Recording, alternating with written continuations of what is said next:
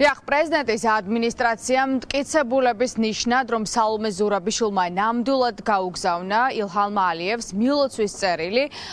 სულ ცოტა ხნის წინ გაასაჭიროეს აღნიშნული წერილი და წერილი თარიღდება ზუსტად 9 თებერვლით, ანუ exit polls შედეგების გამოქვეყნებიდან მეორე დღეს სალომე ზურაბიშვილმა უკვე გაუგზავნა ალიევს წერილი, სადაც ის ულოცავს აზერბაიჯანის პრეზიდენტს კიდევ ერთხელ გაპრეზიდენტებას და საინტერესოა ისიც, რომ დაახლოებით რამდენიმე საათის წინ თავად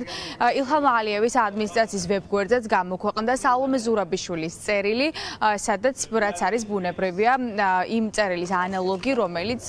სალომე ზურაბიშვილმა გამოაქვეყნა სულ ცოტა ხნის წინ, რათა ქართული ოცნების ლიდერებისთვის ეჩვენებინა, რომ ისინი საზოგადოების შეცდომაში შეყვანას ცდილობენ და ხალხს ატყუებენ. ოპოზიცია პირდაპირ ამბობს, რომ სალომე ზურაბიშვილისგან ხელისუფლება დიდი ალბათობით არ ელოდა პასუხს, თუმცა პრეზიდენტმა,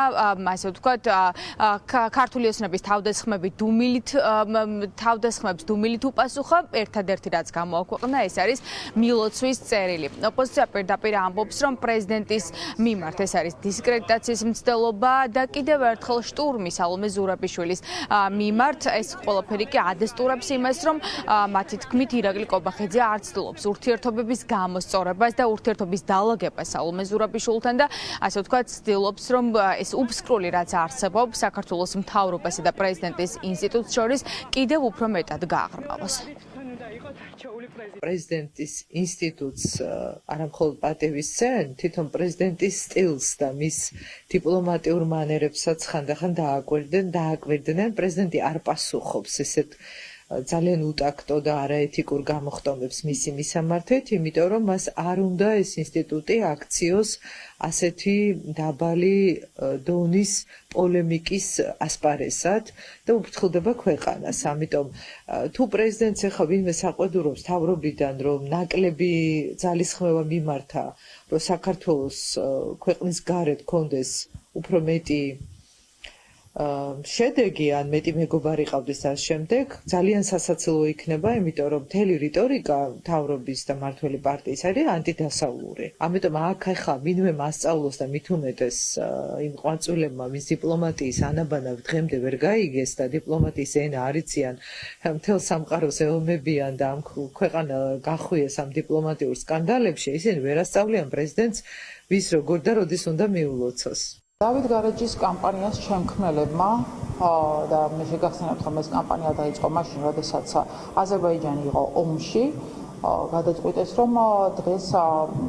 ისინი ყველაზე დიდი სტრატეგიული პარტნიორები არიან და ყველაზე დიდი საგარეო პოლიტიკის მხარდამჭერები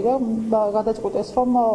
პარლამენტში პრეზიდენტის კრიტიკას უპასუხონ ამ ფორმით. ის ფორმა, რა ფორმაც გამოიყენეს მათ თითქოს პრეზიდენტის დისკრედიტაციისთვის, არის დამაზიანებელი საქართველოს გაცხადებული ინტერესებისთვის, მათ შორის სტრატეგიული პარტნიორებისთვის. მე არ ვიცი რა შეიძლება, მე ვფიქრობ, რომ ყველა ფეხის ნაბიჯზე ხა პრეზიდენტის ქმედებების რევიზია უნდა მოახდინო, ერთს გეტყვით, ალიევი არჩიოს 90%-ից მეტი, თვითონ აზერბაიჯანელები არ აპროტესტებენ ამას და მე რა უნდა ვთქვა. გაიმარჯვა, უხარიათ, მიულოცავ. ირაკლი კობახიძის მთავრობის მინისტრთა კაბინეტის წევრებმა სალომე ზურაბიშვილზე იერიშის მიიტანეს, რომ არც კი გადაამოწმეს, რომ პრეზიდენტმა სალომე ზურაბიშვილმა ნამდვილად გაუგზავნა მილოცვის წერილი ილჰამ ალიევს. მას შემდეგ, რაც მან კიდევ ერთხელ მოიგო საპრეზიდენტო არჩევნები აზერბაიჯანში, ალიევი 2003 წლიდან იკავებს აზერბაიჯანის პრეზიდენტის პოსტს და გარდა ამისა გეტყვით, რომ სალომე ზურაბიშვილმა დუმილი შეინარჩუნა, თუმცა მილოცვის წერილის გასაჯაროვებით მან უპასუხა ქართულ ოცნებას, რომ ისინი იტყუებიან ამ ფონზე კი მთელი დღეს განმავლობაში არა მხოლოდ მინისტრთა კაბინეტის წევრები, არამედ ქართული ოცნების რიგითი დეპუტატებიც კი ლანძღავდნენ და აკრიტიკებდნენ პრეზიდენტს იმის გამო, რომ სალომე ზურაბიშვილი კიდევ ერთხელ აზიანებს ქვეყნის საგარეო ინტერესებს და ამ ჟესტით ის აფუჭებს და აუარესებს ურთიერთობას რეგიონში საქართველოს ერთ-ერთ მთავარ პარტნიორთან აზერბაიჯანთან.